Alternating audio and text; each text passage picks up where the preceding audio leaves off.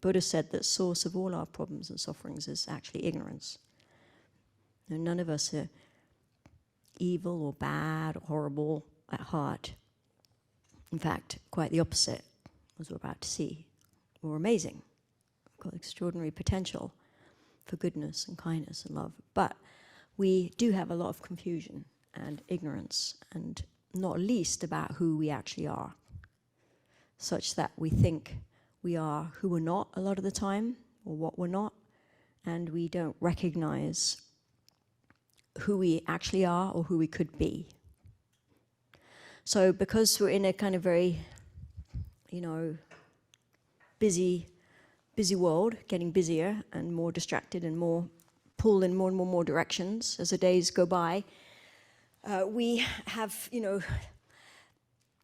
we often think about who we are in relation to other people, to the things we're doing, to how we look, to our jobs, what our professions are, or the things we enjoy going out to do, or the things we don't like, and the people we don't like, and we kind of identify ourselves based on many, many different, jigsaw puzzles, pieces.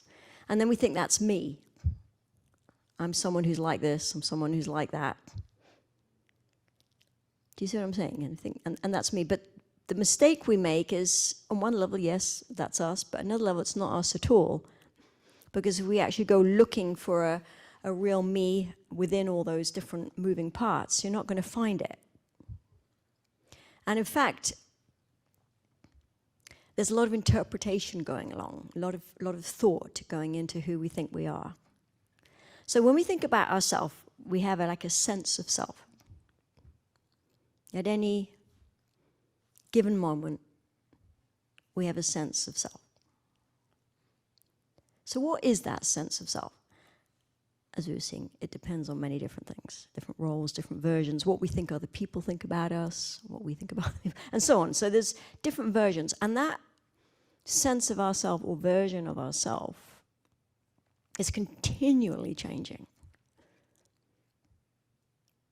It's underpinned, though, by this grasping, me, me, me, me, me. That never goes away at the moment. Our ignorance is kind of pretty persistent. But the sense of self is changing all the time. So when we say new year, new you, actually there's a new us every single day, depending on our sense of who we are.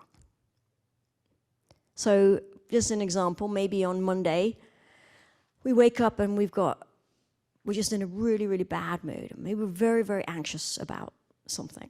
Something's got into our mind, and now we've developed real feelings of anxiety, and we're kind of chewing over this thing, building up on our feelings of anxiety, feeling overwhelmed, thinking I won't be happy unless this happens or that happens, and we've kind of, getting carried away by our own anxiety. And instead of just thinking this anxiety is just thought, feelings that is arising in my mind, it's not actually me, these are just thoughts. Anxiety is just thoughts. We think, I am anxious. We actually feel anxious. I'm an anxious person. And if someone talks to us, we'll say, yeah, I'm an anxious person. I have a lot of anxiety. I'm an anxious person. I've been anxious for 10 years now. I'm going to be anxious for the rest of my life. And that's just who I am. I'm anxious.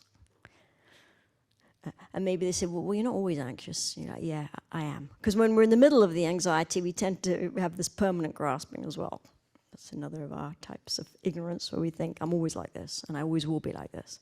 So on Monday, we're just an anxious person, right? And we believe that's me, I'm anxious. So what we've done straight away is limit ourselves to being an anxious person.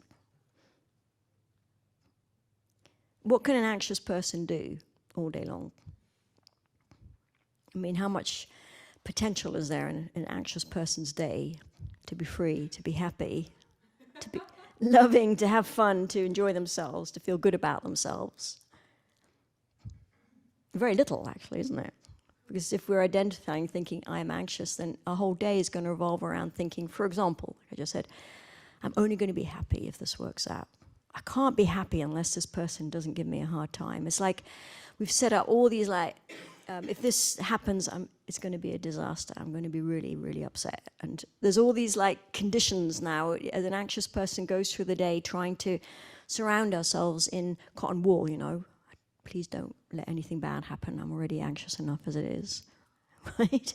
And the whole day is like just trying to somehow protect this very, very fragile sense of self.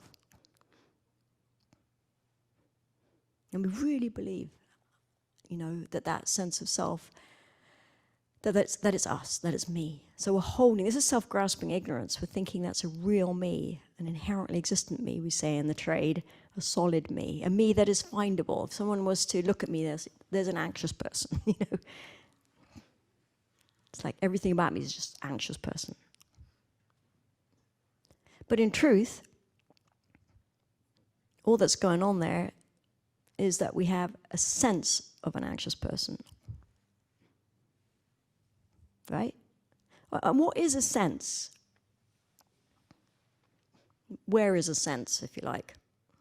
What is a sense of something, or where is a sense of something? It's in our mind, yeah. A sense of ourself is actually just a thought of ourself, isn't it? Sense is like our experience or our thought or our feelings about ourselves.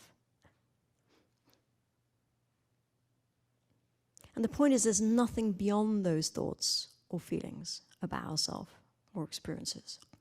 There's no actual self there. All there is the sense of self. This is really important to understand if we want to really change.